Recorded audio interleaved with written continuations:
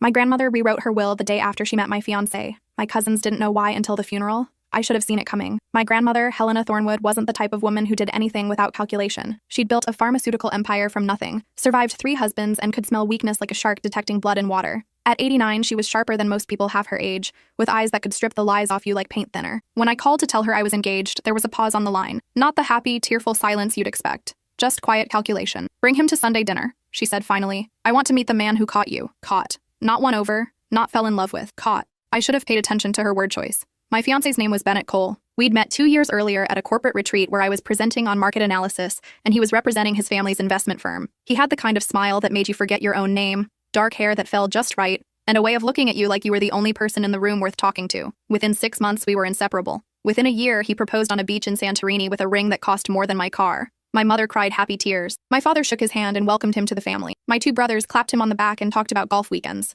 Everyone loved Bennett, except, it turned out, my grandmother. That Sunday dinner was in March. I remember because the cherry trees in her estate garden were just starting to bloom, and Bennett kept commenting on how beautiful everything was. Her house sat on 12 acres outside Greenwich, a stone mansion that looked like it had been airlifted from the English countryside. We arrived at 5:01 p.m. sharp. My grandmother didn't tolerate lateness. She met us in the foyer, wearing a cream silk blouse and pearls, her white hair pulled back in her signature chignon. She looked Bennett up and down the way a jeweler examines a suspicious diamond. "So, you're the investment banker," she said. Not a question. "Yes, ma'am. It's an honor to finally meet you. I've heard so many wonderful things." Bennett extended his hand. She looked at it for a moment before shaking. Her grip was firm, the handshake lasting exactly 2 seconds. I'd seen her do this hundreds of times. It was her measuring tool. "We'll see," she said, then turned and walked toward the dining room. "Dinner is ready. Don't let it get cold." The meal was uncomfortable from the start. My grandmother sat at the head of the table, me on her right, Bennett on her left. The dining room could seat 20, but it was just the 3 of us under the crystal chandelier, being served by her longtime housekeeper, Pilar. "Tell me about your family," my grandmother said as Pilar set down the first course. "French onion soup." Bennett smiled, completely at ease.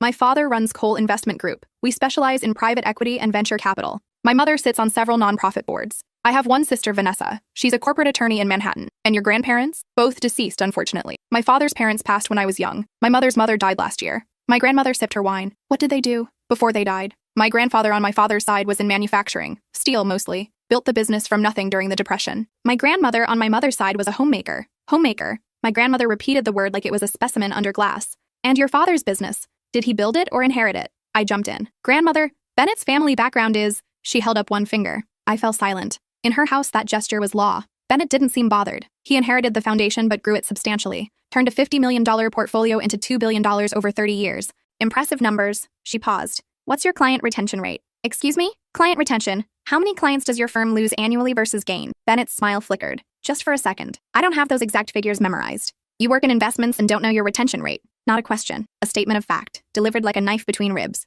The soup course ended in silence. During the main course, roasted duck with cherry reduction, my grandmother shifted tactics. "My granddaughter tells me you proposed in Greece." "Yes, ma'am. Santorini. We watched the sunset from our villa. Expensive trip, worth every penny." He reached across to squeeze my hand. My grandmother's eyes followed the gesture. "And the ring. Where did you purchase it?" "Tiffany, 5th Avenue location." "May I see it?" I extended my hand. She pulled reading glasses from her pocket and examined the ring with the intensity of a gemologist. The diamond was 2 carats, emerald cut, platinum setting. Bennett had been so proud when he showed me the receipt. "Pretty," she said finally, handing my hand back like returning a library book. "What did it cost?" "Grandmother." I felt my face flush. "It's a fair question. I'm curious what my granddaughter is worth in his estimation." Bennett's jaw tightened. "35,000. She nodded slowly. "And your annual income?" "I don't think that's..." "My granddaughter stands to inherit a substantial portion of my estate. I think it's reasonable to understand the financial position of the man she's marrying, unless you'd prefer she sign a prenuptial agreement." The silence was deafening. Even Pilar, who had seen 40 years of my grandmother's dinner tactics, looked uncomfortable as she cleared plates. "I make $450,000 annually," Bennett said stiffly, "plus bonuses that typically run another $200,000.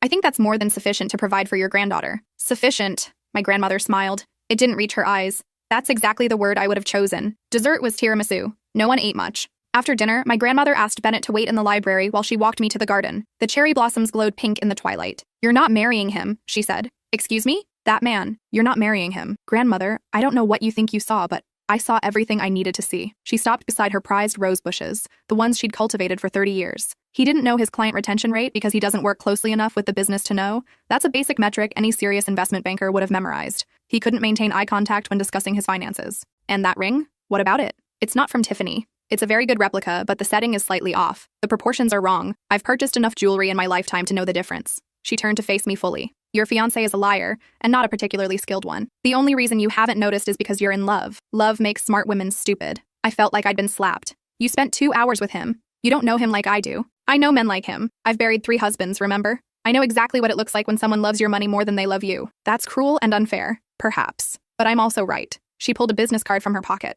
This is a private investigator I've used for years. Discreet, thorough, expensive. Use him or don't. But I'm changing my will tomorrow morning. If you marry this man, you'll inherit nothing. Not the estate, not the business shares, not the trust fund. Nothing. I stared at her in shock. My grandmother's estate was worth approximately $180 million. My inheritance was supposed to be around $30 million split with my brothers and cousins. That money represented security, freedom, the ability to pursue the career I wanted without worrying about finances. You're blackmailing me. I'm protecting you. She pressed the business card into my hand. Love makes us blind. Money makes us see clearly. Give yourself 2 weeks with that investigator. If I'm wrong, I'll change the will back and apologize at your wedding. But if I'm right, she paused. If I'm right, you'll thank me one day. I drove home in silence. Bennett asked 3 times what was wrong. I told him I had a headache. That night, after he fell asleep, I sat in the bathroom with the investigator's business card. The guy's name was Richard Novak. The card was simple, just a name and phone number. No company name, no website. The kind of person you called when you needed answers you couldn't get legally. I told myself I wouldn't call. My grandmother was paranoid, bitter from bad marriages, unable to trust anyone. Bennett loved me. He'd shown me in 1,000 small ways over 2 years. The way he'd hold my coat, remember my coffee order, text good morning every single day, introduce me to his family and friends. But at 3 a.m., I found myself Googling Cole Investment Group. The website looked professional. Photos of a glass office building in Manhattan, team bios, client testimonials. Bennett's photo showed him in a sharp suit, smiling confidently. His bio listed Columbia Business School, 10 years in private equity, specialized expertise in tech startups. I clicked through to the About page. The firm was founded in 1989 by Warren Cole. Current assets under management, $2.1 billion. Office locations in New York, London, and Hong Kong. Everything checked out. I searched for news articles. Found several mentions of Warren Cole at charity galas and industry conferences. Nothing about Bennett specifically, but that wasn't unusual for someone mid-level in the company. At 4 a.m., I called the investigator's number. It went to voicemail. Mr. Novak, my name is Catherine Thornwood. My grandmother Helena gave me your card. I'd like to hire you for a background check. Please call me back. I left my number and hung up. He called at 8 a.m. His voice was gravelly, like he smoked too much or didn't sleep enough. Miss Thornwood, your grandmother mentioned you might call. My rate is $500 an hour plus expenses. I require a $5,000 retainer. For that, I'll run a complete background check, financial history, previous relationships, employment verification, and anything else that seems relevant. Results in 1 to 2 weeks. Still interested? My hands shook. This felt like a betrayal. What if I'm wrong? What if he finds out I hired you? I'm very good at being invisible. No one will know unless you tell them. And if you find nothing, then you're marrying a good man and your grandmother is a paranoid old woman. Either way, you'll know for certain. I gave him my credit card information. Bennett and I had brunch plans that morning. He was unusually quiet, picking at his eggs Benedict. Your grandmother hates me, he said finally. She doesn't hate you. She's just protective. She's like that with everyone. She thinks I'm after your money. I tried to laugh. She thinks everyone is after money. It's how she survived 3 husbands and built a pharmaceutical empire. Paranoia is practically her religion, but she's wrong about me. He reached across the table, taking my hand. You know that, right? I fell in love with you before I even knew who your grandmother was. That night at the corporate retreat when you demolished Thompson's entire quarterly forecast in front of the board, you were wearing that navy dress and you didn't take any shit from anyone. That's when I knew. I wanted to believe him. God, I wanted to believe him so badly. I know, I said. He smiled, relieved. So we're okay? We're okay. But we weren't. Because once doubt enters a relationship, it spreads like mold in damp walls. Invisible at first, then everywhere. I started noticing small things. How Bennett always suggested expensive restaurants, but never insisted on paying the full bill. How he'd mentioned casually that he needed a new suit, but his bonus hadn't come through yet. How he asked about my grandmother's estate more than he asked about my grandmother. Maybe I was imagining it. Maybe my grandmother had poisoned me against him. Or maybe I was finally seeing what had been there all along. Richard Novak called 9 days later. We should meet in person, he said. I'm in Greenwich this afternoon. There's a coffee shop on Main Street, The Daily Grind. 3 p.m. Is it bad? A pause. Miss Thornwood, I think you should sit down when we talk. I arrived 15 minutes early, ordered a coffee I didn't drink, and sat in the back corner booth. Novak showed up exactly at 3 p.m., carrying a manila folder thick enough to be a novel. He was in his 50s, gray hair, tired eyes, the kind of face that had seen too much of humanity's worst side. He sat down without ordering anything and slid the folder across the table. I'm going to summarize first, then you can read the details. Stop me at any point if you need a minute. I nodded, not trusting my voice. Bennett Cole is not his real name. His real name is Benjamin Coulter. He changed it legally 8 years ago after his first marriage ended in divorce. His ex-wife, Patricia, filed a restraining order against him for financial abuse. He emptied their joint accounts, maxed out credit cards in her name, and disappeared for 6 months. She's still paying off the debt. My coffee cup trembled in my hands. He doesn't work for Cole Investment Group. He works there, technically, but not in the capacity he's claimed. He's in sales support, essentially a glorified assistant. His salary is $87,000, not $450,000. The bonuses he mentioned don't exist. But I've seen his office. I've met his colleagues. The office is real. The title on his business cards is not. Cole Investment Group has no record of a Bennett Cole in any senior position. I spoke with Warren Cole's personal assistant. She'd never heard of him until I mentioned your grandmother. Then she said, and I quote, "Oh, Benjamin in sales. Nice kid, but not very bright." Each word felt like a physical blow. His family background is partially true. Warren Cole is his second cousin, which is how he got the job. But his father doesn't run the company. His father is Warren's younger brother, Thomas, who manages a regional car dealership in New Jersey. His mother doesn't sit on nonprofit boards. She's a dental hygienist. His sister, Vanessa, is not a corporate attorney. She's a paralegal. The ring, I whispered. Novak pulled out a photograph. I had a jeweler examine it discreetly. It's cubic zirconia in a gold-plated setting, worth approximately $400. The Tiffany box it came in was purchased empty on eBay for $50. I thought I might vomit. There's more. Novak's voice softened slightly. He has $127,000 in credit card debt across 7 different cards, 2 judgments against him for unpaid loans. His apartment, the one you visited, is rented month to month and he's 3 months behind on rent. His landlord is preparing eviction proceedings. Why? My voice cracked. Why would he do this? He needed money, badly. And you, Miss Thornwood, represent the solution to all his problems. Your grandmother's estate is public knowledge in certain circles. When he found out who you were, he saw his way out of debt and into comfort. I stared at the folder. How did you find all this? Public records, mostly. Court documents, credit reports, interviews with people who know him. Your grandmother gave me carte blanche to dig, and dig I did. I'm very good at my job. Does he know that I hired you? No. And he won't unless you tell him. I sat in that coffee shop for 2 hours after Novak left, reading every page of the report. Bank statements showing overdrafts, court filings from his ex-wife detailing his manipulation, character references from former colleagues describing him as charming but unreliable, photos of his real apartment, not the one he'd shown me, a studio with water-stained walls and broken furniture, text messages he'd sent to a friend, recovered somehow by Novak's investigation, found my retirement plan. She's loaded and has no idea I'm broke. Wedding in 6 months? Then I'm set for life. I wanted to cry but couldn't. The shock was too complete. At 7 p.m., Bennett texted, "Dinner at our place tonight? I'll cook." Our place. The apartment we'd been planning to move into together after the wedding. The lease I'd signed, the deposit I'd paid, because he said his bonus was delayed. I drove there on autopilot. He answered the door with a smile, wearing an apron, the smell of garlic and wine filling the apartment. Perfect timing. Pasta primavera, your favorite. I walked past him into the living room and set the manila folder on the coffee table. "What's that?" he asked. "Your life, the real one." His face went through several expressions in rapid succession. Confusion, recognition, panic, then finally, cold calculation. "You hired someone to investigate me." "My grandmother did. I just followed through." "Jesus Christ." He ripped off the apron and threw it on the couch. "That paranoid bitch couldn't leave it alone, could she?" "Don't call her that." "Why not? She spent 2 years trying to break us up. And now she's succeeded." He ran his hands through his hair. "You don't understand. I can explain all of this." "Explain what? That your name isn't Bennett? That you don't actually work in private equity? That your entire life is a lie?" "It's not a lie. It's curated. Everyone curates their image. You think anyone presents their worst self when dating? There's a difference between putting your best foot forward and committing fraud." "Fraud?" He laughed bitterly. "I love you. That's not fraud. The ring is cubic zirconia." Silent. "I was going to replace it," he said finally. "After we got married and my situation improved.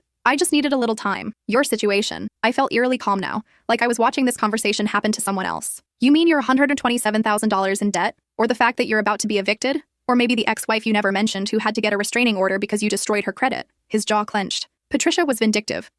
Stop. Just stop. I pulled the engagement ring off my finger. It felt lighter than I remembered. "Here, sell it, return it, keep it as a souvenir. I don't care." I set it on the folder and walked toward the door. "Wait." His voice changed, became soft, pleading. "Catherine, please. I know I messed up. I should have been honest from the start. But everything I feel for you is real. The love is real." I turned back to look at him, really look at him, the man I'd planned to marry, to build a life with, to grow old beside. And I realized I was looking at a stranger who happened to look like someone I loved. "Maybe you do love me," I said, "but you love my grandmother's money more, and I'll never know for sure which one you'd choose if you had to pick." I left him standing in that apartment, walked down 3 flights of stairs, and sat in my car for 20 minutes before I could drive. When I finally made it home to my own apartment, I found my grandmother sitting in my living room. She had a key from years ago, back when she used to check on me during college. "Pilar told me you looked upset when you left the coffee shop this afternoon," she said. "I wanted to make sure you were all right." I sat down beside her on the couch and finally let myself cry. She held me the way she used to when I was a child and had scraped my knee, steady and solid, not saying anything because there was nothing to say. "You were right," I managed between sobs,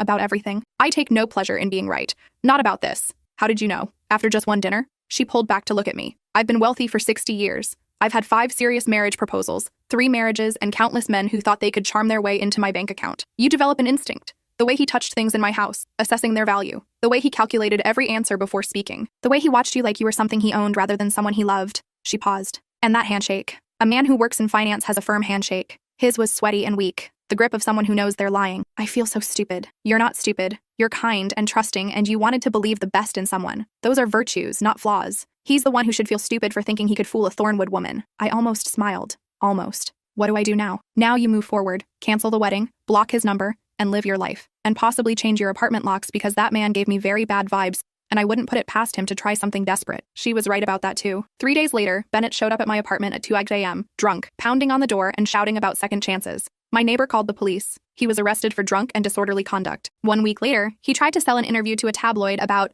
my romance with the Thornwood heiress. The tabloid called my grandmother to fact-check. She threatened to sue them into bankruptcy. The story never ran. 2 weeks later, his landlord successfully evicted him. He moved back to New Jersey with his parents. The month after that, my grandmother changed her will again. She called me to her house on a Sunday afternoon in early May. The cherry trees were in full bloom now, the garden explosive with pink and white blossoms. I'm not getting any younger, she said over tea. And that business with Bennett made me realize something. I've been thinking about my legacy all wrong. What do you mean? I've spent 60 years building a pharmaceutical empire. I have $180 million in assets, property across 3 states, and a company that employs 3,000 people. When I die, my children and grandchildren will inherit everything and probably squander half of it within a decade. She sipped her tea. Your Uncle Thomas will gamble it away. Your Aunt Louise will donate it all to that ridiculous psychic who convinced her she's descended from Egyptian royalty. Your cousins will buy yachts and vacation homes they'll visit twice. This was all probably true. But you, she continued, you have something they don't. Sense, integrity, spine. Grandmother, let me finish. I'm leaving you the controlling share of Thornwood Pharmaceuticals,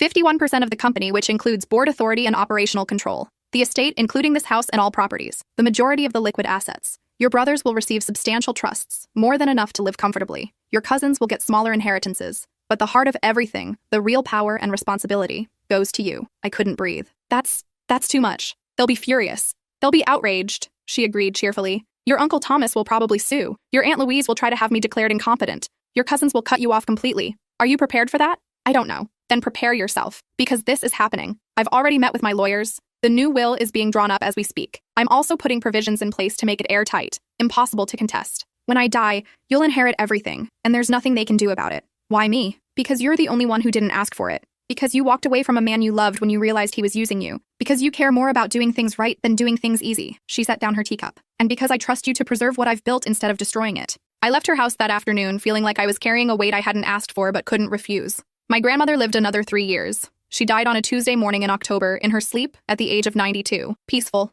the doctors said. No pain. The funeral was on a Saturday. The church was packed with business associates, employees, distant relatives, and people who'd known her at various points in her long life. She'd requested a simple service. No eulogies except from immediate family. I gave the first eulogy, talking about her strength, her intelligence, her fierce protection of the people she loved. My voice cracked twice, but I made it through. Then my Uncle Thomas gave a eulogy that was mostly about how generous and fair she'd always been, with meaningful looks at me that suggested he had no idea what was coming. After the service, everyone gathered at the estate for the reception. The lawyer, Richard Sterling, pulled immediate family into the library at 4 p.m. Me, my 2 brothers, my Uncle Thomas, my Aunt Louise, and my 4 cousins. We're here for the reading of Helena Thornwood's last will and testament, Sterling began. He was 70, formal, and had been my grandmother's lawyer for 40 years. I'll summarize the key provisions, then provide full documentation to each of you. My Uncle Thomas sat forward eagerly. My Aunt Louise had her hands folded in prayer position. My cousins were already planning what they'd buy with their inheritance. I could see it in their eyes. First, to her employees. Mrs. Thornwood has left a pension fund of $10 million to be distributed among all current employees based on years of service.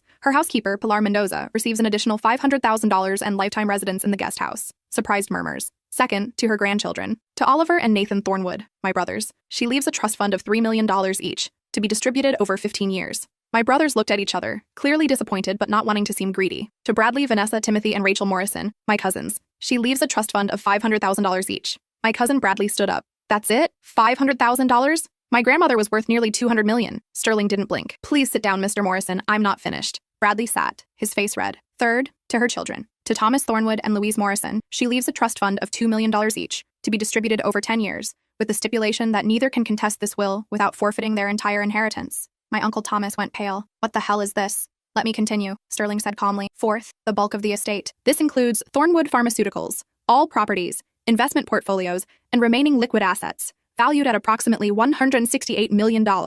He paused. Mrs. Thornwood leaves this to her granddaughter, Catherine Ann Thornwood, with full operational and decisional authority. The room exploded. That's insane. She can't do that. We'll contest this will. This is fraud. Sterling raised his voice over the chaos. Mrs. Thornwood anticipated your reactions. She had full psychiatric evaluations performed by 3 independent doctors in the week before her death, all confirming her complete mental competency. The will has been structured to withstand any legal challenge. And I remind you all that anyone who contests will forfeit their inheritance entirely. My Uncle Thomas turned to me, his face purple with rage. You did this. You manipulated a senile old woman into— Watch your mouth, I said quietly. She was sharper at 92 than you've ever been. You don't deserve this. You're 30 years old. You have no experience running a company. I have an MBA from Wharton and 6 years of experience in corporate strategy. What do you have besides gambling debts and failed investments? He looked like he might hit me. My brother Nathan stepped between us. My Aunt Louise was crying theatrically. Helena was my mother. How could she betray me like this? She didn't betray you. She just knew you'd waste it all on that charlatan psychic who convinced you that you need $40,000 in crystals to align your chakras.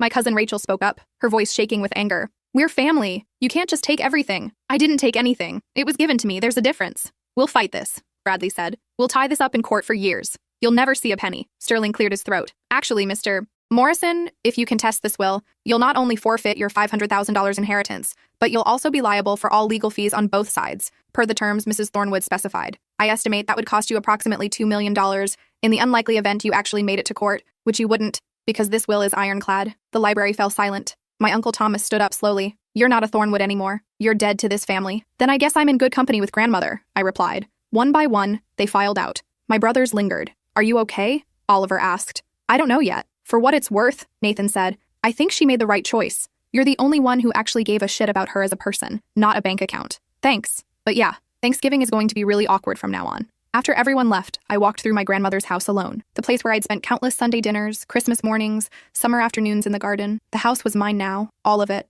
The responsibility felt crushing. I found a letter on her desk addressed to me in her elegant handwriting. My dearest Catherine, if you're reading this, I'm gone, and you're probably feeling overwhelmed. Good. Being overwhelmed means you understand the magnitude of what I'm trusting you. Your relatives are furious by now. Let them be. Fury fade. What matters is what you do with what I've given you. I built Thornwood Pharmaceuticals to help people, to cure diseases, to ease suffering, to make the world slightly less terrible. In recent years, the company has lost its way. The board cares more about profit margins than patients. Your Uncle Thomas wanted to jack up insulin prices by 400%. I stopped him, but I won't be here to stop him forever. That's your job now. You have the power to steer this company back to its founding principles. To invest in research that helps people instead of just making money. To make medications affordable. To use our resources for good instead of greed. It won't be easy. People will fight you. They'll call you naive, idealistic, foolish. They'll try to vote you out, undermine you, sabotage your decisions. You'll make enemies of people who smile to your face, but you're strong enough to handle it. I know because you walked away from Bennett when it would have been easier to stay. You chose truth over comfort. That's the mark of a woman who can change the world. Also, I'm sorry for being such a cantankerous old bat.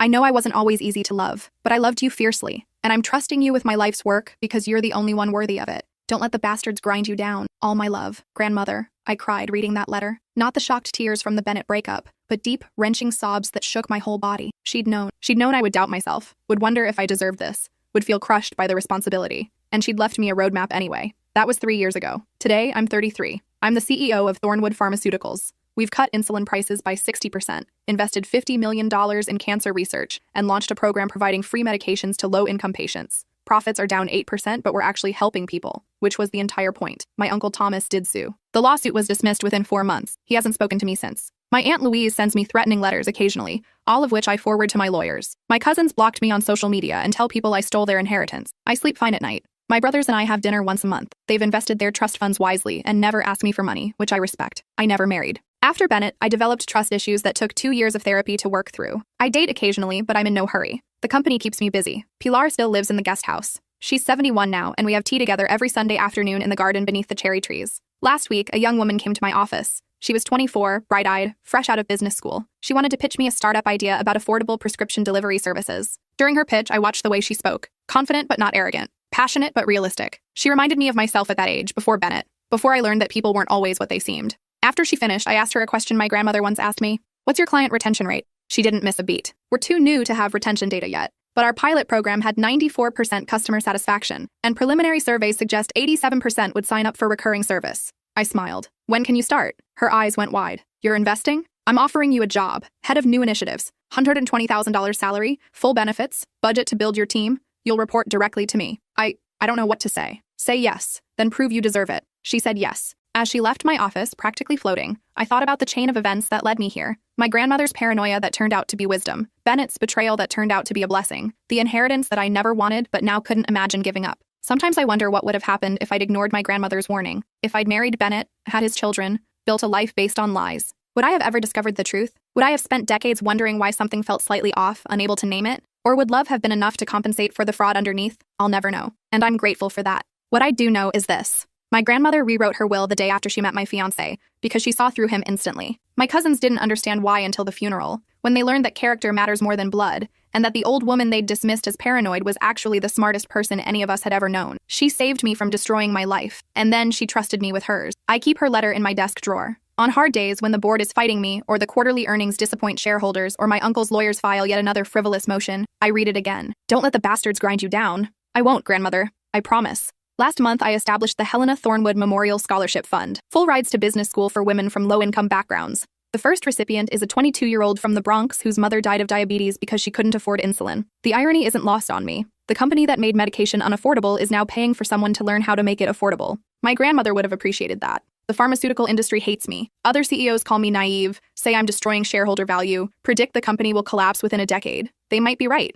but at least I'll collapse knowing I tried to do something good instead of just profitable. My Uncle Thomas gave an interview last year to a business magazine. He said I was running my grandmother's legacy into the ground, that I was too young and idealistic to understand real business. He predicted I'd be ousted within 2 years. The journalist asked him why he thought my grandmother chose me instead of him. Honestly, I think she'd lost her mind by the end. Dementia, probably. She couldn't have been thinking clearly. When I read that interview, I laughed so hard I cried. My grandmother had 3 psychiatric evaluations in her final week, all confirming she was sharper than most people half her age. She'd named every board member, recited the company's quarterly earnings from memory, and discussed pharmaceutical patent law with her lawyer for 2 hours without notes. She knew exactly what she was doing. She was giving me a chance to prove that making money and making a difference didn't have to be mutually exclusive. That success could be measured in lives improved instead of just profits increased. That a company could be powerful and ethical at the same time. I'm still trying to prove her right. Some days are better than others. Last quarter, we launched a partnership with 3 African nations to provide antiretroviral drugs for HIV patients at cost. We'll lose $12 million this year on that program alone. Wall Street analysts downgraded our stock, but 40,000 people who would have died will live instead. I'd call that a win. My grandmother used to say that wealth was a responsibility, not a reward,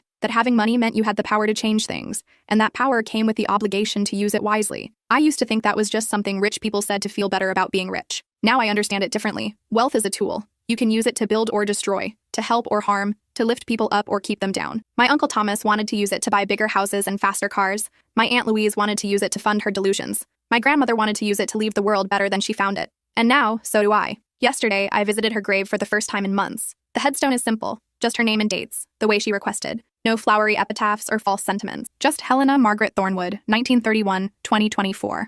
I brought cherry blossoms from the garden and laid them on the grave. I'm still figuring this out, I told her. The company, the family drama, all of it. Some days I feel like I'm barely keeping my head above water. Other days I feel like I'm actually making a difference. I hope you're proud of me. I hope I'm doing this right. The wind rustled through the cemetery trees. Probably just wind, but maybe not. I like to think she's still watching, still protecting me the way she did when she saw through Bennett in a single dinner, still guiding me toward better choices, smarter decisions, a life lived with integrity instead of convenience. Or maybe I've just internalized her voice so completely that it's become my own. Either way, it works. I drove back to the office after the cemetery visit, signed off on 3 new research grants, approved the expansion of our patient assistance program, fired a board member who'd been taking kickbacks from suppliers. Just another day preserving my grandmother's legacy, and absolutely crushing my Uncle Thomas's dreams. The best revenge, it turns out, isn't living well. It's living ethically while others fail morally. It's succeeding on your own terms while they insist you're doing it wrong. It's changing the world in small, meaningful ways while they chase money that will never make them happy. My grandmother understood that. Now, finally, so do I. Bennett tried to contact me 6 months ago. He sent a letter to my office, addressed to Catherine Thornwood, CEO.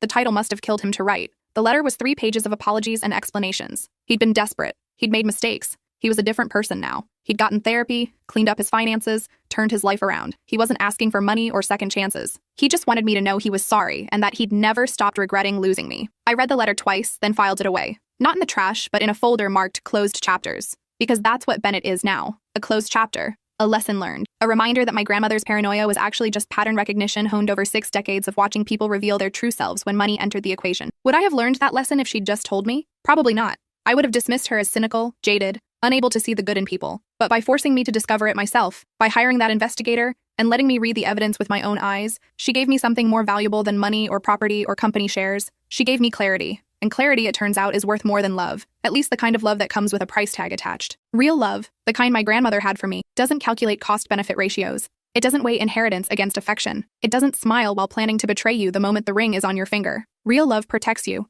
even when protection means breaking your heart temporarily, to save you from shattering it permanently. That's what my grandmother did. That's what I'm trying to pay forward now. through scholarships and patient programs and research grants that might never turn a profit but will definitely save lives. I'm 33 years old, running a pharmaceutical empire I never expected to inherit, fighting battles I never trained for, making decisions that affect thousands of people I'll never meet. Some days I feel like I'm drowning. Most days I feel like I'm exactly where I'm supposed to be. And every day I'm grateful my grandmother saw through Bennett Cole's perfect smile and expensive suit to the desperate, lying man underneath. She saved my life by destroying my engagement. And then she gave me the tools to save other lives by entrusting me with her company. That's the thing about real wealth. It's not about the money itself. It's about what you do with it when you have it. Whether you hoard it selfishly or share it strategically. Whether you use it to build walls around yourself or bridges toward others. My grandmother built bridges her whole life. Now I'm maintaining them. And occasionally, when my Uncle Thomas is being particularly insufferable, I burn the bridges he tries to rebuild toward me. That part, I admit, I enjoy. Last week, I got a LinkedIn message from Patricia, Bennett's ex-wife. She'd heard about him trying to contact me and wanted to make sure I was okay. We met for coffee. She was 38, a child psychologist,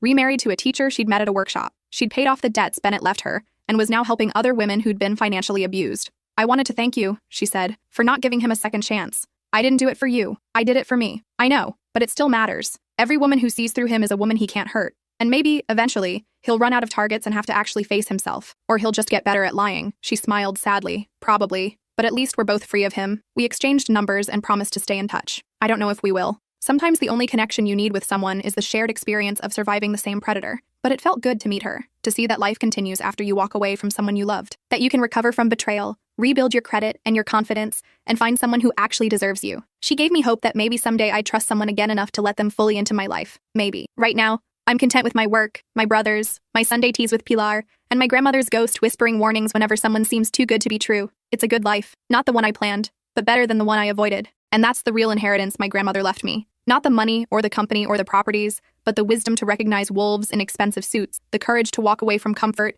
when it's built on lies, the strength to accept responsibility I never asked for, and wield it with integrity instead of ego. She made me CEO of my own life long before she made me CEO of her company. And for that, more than anything else, I'm grateful. Tomorrow, we're launching a new drug that treats a rare pediatric cancer. It took 8 years to develop and will cost the company $40 million annually to manufacture and distribute. We'll sell it at cost to any family that needs it. The board fought me for 6 months on this decision. They said it would set a dangerous precedent, that other companies would expect similar pricing, that we couldn't sustain this business model. I told them my grandmother didn't build this company to sustain a business model. She built it to sustain lives. We took a vote. I won by 1 vote. Mine, technically, since I control 51% of shares. My Uncle Thomas called me a tyrant. I called him a capitalist sociopath. We don't talk much at holidays anymore. But tomorrow, 17 children who would have died will get treatment instead. Their parents won't have to choose between saving their child and bankrupting their family. They'll get both. That's worth being called a tyrant. That's worth every board fight, every angry shareholder, every business magazine predicting my downfall. My grandmother understood that the true measure of a life wasn't how much you accumulated, but what you did with what you had. Whether you used your power to take or to give. Whether you built monuments to yourself or foundations for others. She built both, actually. The company bears her name. But it serves people who will never know who she was.